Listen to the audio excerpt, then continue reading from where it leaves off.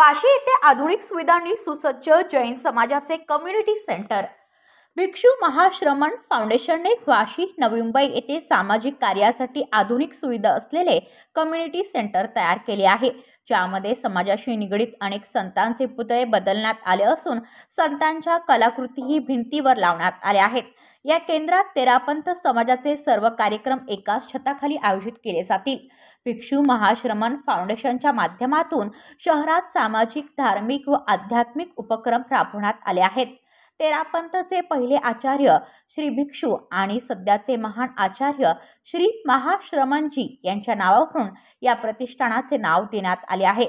फाउंडेशनचे सरचिटणीस बाबूलाल बापना म्हणाले की सामाजिक व धार्मिक कार्यक्रमांच्या वेळी सभागृहात भटकंती करावी लागत होती। आता सर्व प्रकारच्या आधुनिक सुविधांनी युक्त कम्युनिटी सेंटर सज्ज झाले आहे।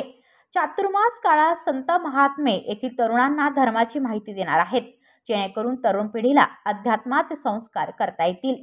मेरा नाम बाबूलाल बाफना है। मैं भिक्षु महाश्रमण फाउंडेशन का महामंत्री हूँ और पिछले 2.5-3 वर्षों से मैं आदरणीय ललित जी बापना के साथ अध्यक्ष के साथ महामंत्री का पद संभाल रहा हूँ। इस संस्था का हमारा नाम है भिक्षु महाश्रमण फाउंडेशन। और पहले तो मैं ये आपको थोड़ा सा ब्रीफ देना चाहता हूँ, भिक्षु महाश्रमण क्यों नाम रखा गया। हम जैन तेरापंथ संप्रदाय से बिलोंग करते हैं। जैन तेरापंथ के हमारे पहले आद्य प्रवर्तक हमारे प्रथम आचार्य भिक्षु रहे और अभी वर्तमान में उनकी यशस्वी आचार्य परंपरा चलते हुए फिलहाल 11वें जो आचार्य हैं आचार्य महाश्रमण, उन दोनों की बातों को ध्यान में रखते हुए हमने भिक्षु महाश्रमण फाउंडेशन रखा है। भिक्षु महाश्रमण फाउंडेशन जैन तेरापंथ समाज से बिलोंग करता है। और मैं आपको थोड़ी सी संक्षिप्त ये भी जानकारी देना चाहता हूँ, पिछले जैसे 1975 में इस नवी मुंबई का निर्माण हुआ, उसके बाद में लगातार यहाँ पर लोगों का जिस तरह से आवागमन हुआ, उसी श्रृंखला में जैन तेरापंथ समाज के लोग भी आए, आजीविका अर्थोपार्जन के लिए यहाँ आए। अर्थोपार्जन की और इस भूमि ने, उर्वरा भूमि ने सब लोगों को, मैं समझता हूँ पूरे जितने लोग यहाँ आए बहुत कुछ दिया, हमको भी बहुत कुछ दिया।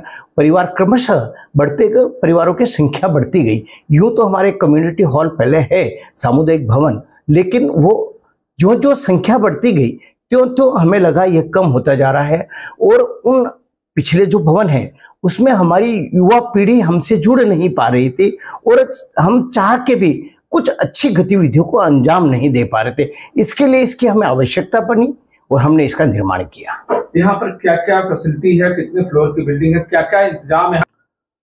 सर ऐसा है कि यहाँ पे ये तल मंजिल है, बेसमेंट है, उसके ऊपर 5 मंजिल तक हमारे कमरे हैं और 6ठे मंजिल पर रूफ टॉप है।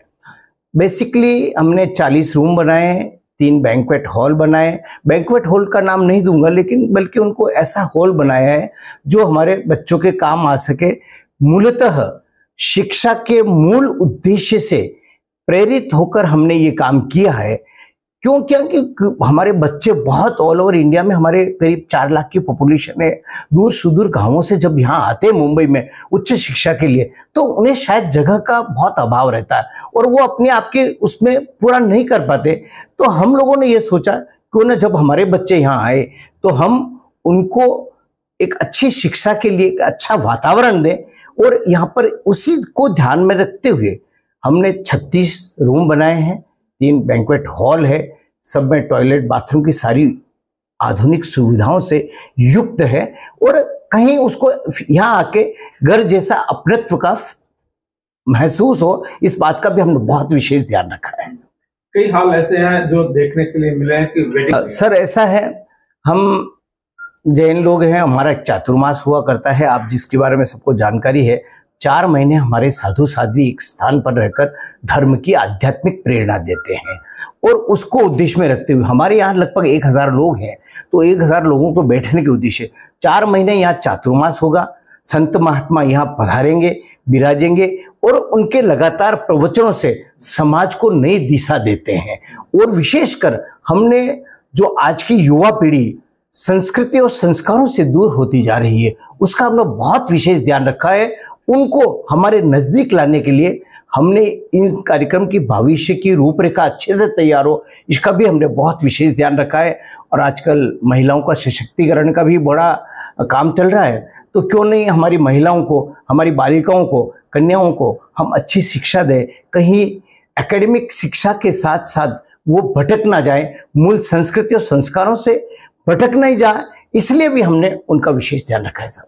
मैं भी करूं तो इसका फायदा। बहुत अच्छी बात है सर, बहुत अच्छा प्रश्न भैया। ये केवल एक संप्रदाय विशेष के लिए नहीं होगा, ये भी मैं आपकी बात बहुत, क्योंकि जैन समुदाय एक बहुत उदार मना समाज माना जाता है, यद्यपि बहुत अल्पसंख्यक है, लेकिन इसकी उदार मना की भावनाएं बहुत रहती है। यहाँ पे जनोपयोगी, समाज उपयोगी और जन समझने के लिए भी कई गतिविधियां चालू करेंगे। पहली बात तो हम एक प्रेक्षा ध्यान के माध्यम से, जो हमारे आचार्य महाप्रज्ञ ने प्रेक्षा ध्यान आचार्य भगवान महावीर की परंपरा को आगे बढ़ाते हुए उन्होंने जो चालू किया था एक मेडिटेशन, उस मेडिटेशन को नियमित रूप से हम प्रातः यहाँ पे आयोजित करेंगे, जिसमें कोई जाति संप्रदाय विशेष का व्यक्ति उसमें भाग ले सकता है। संस्कार मिले उनको और समाज के लिए, पूरे जैन समाज के लिए और वासी वालों के लिए भवन का उपयोग है। धार्मिक गतिविधियों हम लोग वही उद्देश्य से इसको हमने पूर्ण किया है कार्य को, और समय में 3 साल के अंदर। क्यों आवश्यकता पड़ी इस? अभी जैसे जैसे जैन समुदाय का ये इसमें फाइनेंशियल और जैसे जैसे ग्रोथ हुआ, तो लोगों को लगा अपने भवन की आवश्यकता है। और हम लोग को हर चीज के लिए, हम तो आगे भी ये सोच रहे कि एजुकेशन के मामले में और भी इलाज के लिए जो भी है आगे हम लोग और इसमें आगे बढ़े। ये शुरुआत है हमारे लिए, और आगे हम और भी ऊंचे बड़े से बड़े कार्य कर पाए, समाज को अच्छा कुछ दे पाए।